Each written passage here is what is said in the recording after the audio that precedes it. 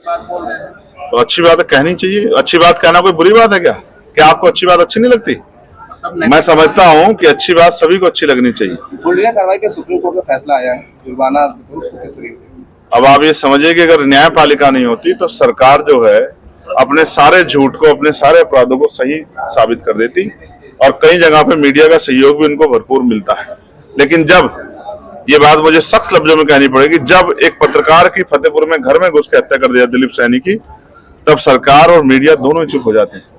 अगर पत्रकार सुरक्षित नहीं रहेंगे, अगर वकीलों पे गाजियाबाद में लाठीचार्ज हुआ, अगर वकील सुरक्षित रहेंगे, नौजवान सुरक्षित नहीं रहेंगे, महिलाएं सुरक्षित नहीं रहेंगी, तो ये लड़ाई कैसे आगे बढ़ेगी?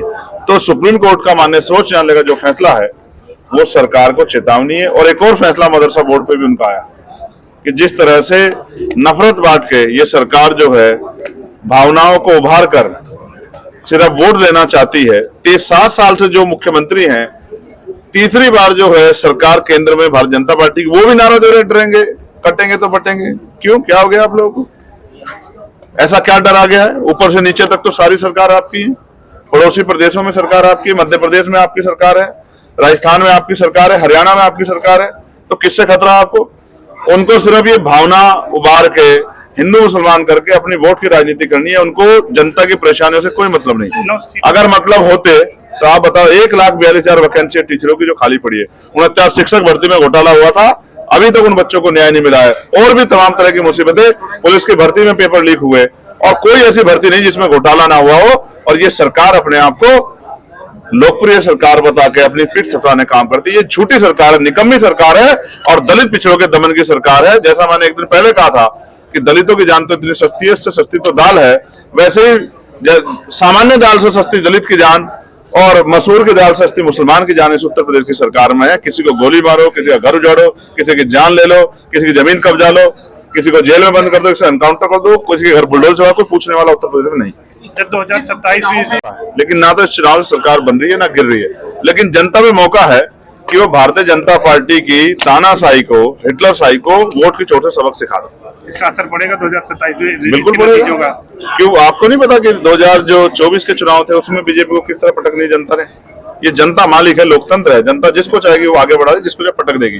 और जिनको घमंड हो गया उन दरख्तों को गिरना पड़ेगा, खत्म होना पड़ेगा। तो मेरी बात को आप याद रखना। अच्छा, सरकार कहती थी कि 370 हटाए जम्मू कश्मीर से, और विधानसभा वहां पर सरकार बदलने के बाद तो पारित कर रही है, मारपीट हो रही है, और 370 को जो है वो फिर से वापस लाने की तैयारी है। शायद आप नहीं जानते, मैं तो जानता हूँ, मैं वकील हूँ, कि वहां जो है एलजी साहब के हाथ में बहुत कुछ है, हमारे गवर्नर साहब के हाथ में। आप समझते हैं ना?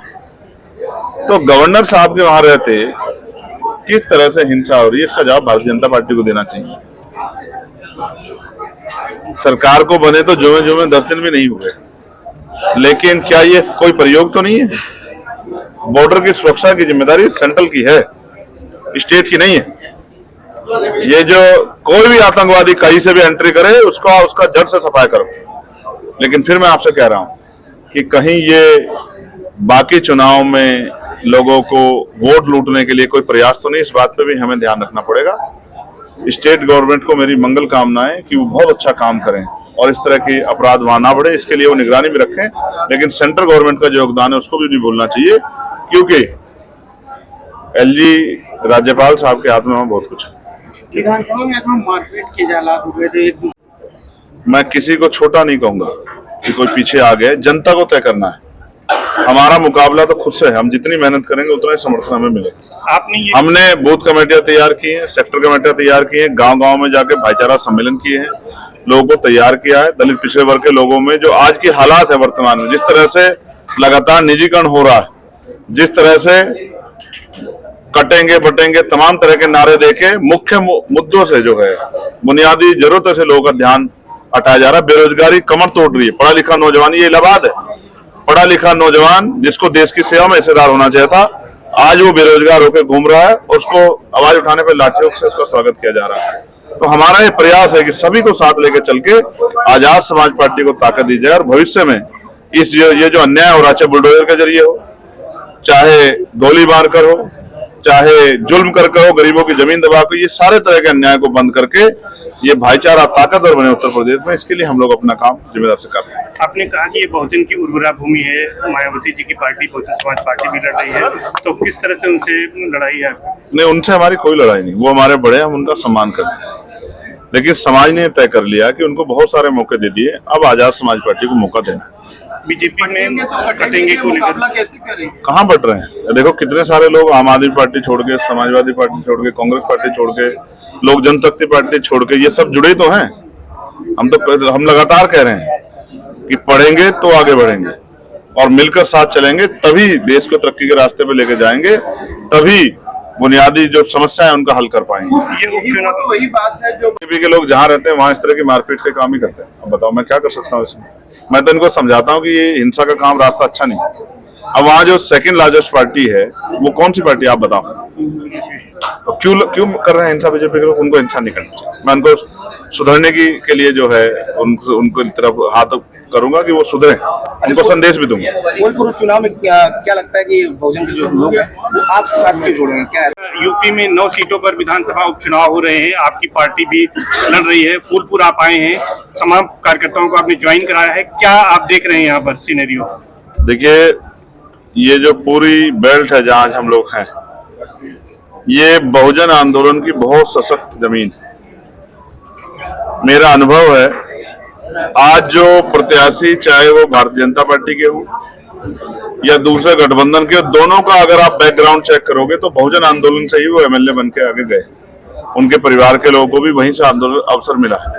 ये कमजोर वर्गों के, जिनमें भी दलित, पिछड़े, मुसलमान, सिख, जैन, ईसाई, बौद्ध, ये जमीन वो जमीन है जिसने देश को प्राइम मिनिस्टर भी दिए। ये संघर्ष की जमीन है इलाहाबाद। ये यहाँ बड़े बड़े छात्र नेता, बड़े बड़े राजनीतिक महान शख्सियतें यहाँ से पैदा हुई हैं। आजाद समाज पार्टी ने यहाँ संघर्ष किया है। मैं जब फूलपुर का चुनाव शुरू भी नहीं, डिक्लेयर भी नहीं हुआ था, मैं खुद आके 4 सभा करके गया था। एक बहुत बड़ा प्यार और सहयोग मिला था और लोगों ने विश्वास दिलाया था कि 2022 में जो कमी रह गई थी, हम लोग अब 2024 के उपचुनाव में उसको पूरा करेंगे। फिर पार्टी ने शाही साहब को मौका दिया, हमारे बाद अन्य प्रत्याशी आए, लेकिन तब तक हम लोग जमीन पे अपना काम कर चुके थे। हमारी बूथ कमेटियां पूरी तैयार है, सेक्टर कमेटियां तैयार है। बिना संगठन के चुनाव नहीं होता। क्या तो भारतीय जनता पार्टी पे बूथ कमेटियां, सेक्टर कमेटियां होंगी, आजाद समाज पार्टी पे मुकाबला कड़ा है, मगर मेरा भरोसा है जिस तरह से हम लोग संघर्ष कर रहे हैं पार्लियामेंट से लेकर सड़क तक, कमजोर वर्गों का बहुत बड़ा आशीर्वाद, सहयोग आजाद समाज पार्टी के चुनाव में मिलेगा। किससे मुकाबला मानते हैं आप? समाजवादी पार्टी, इंडिया गठबंधन है, इसके अलावा बीजेपी है, किस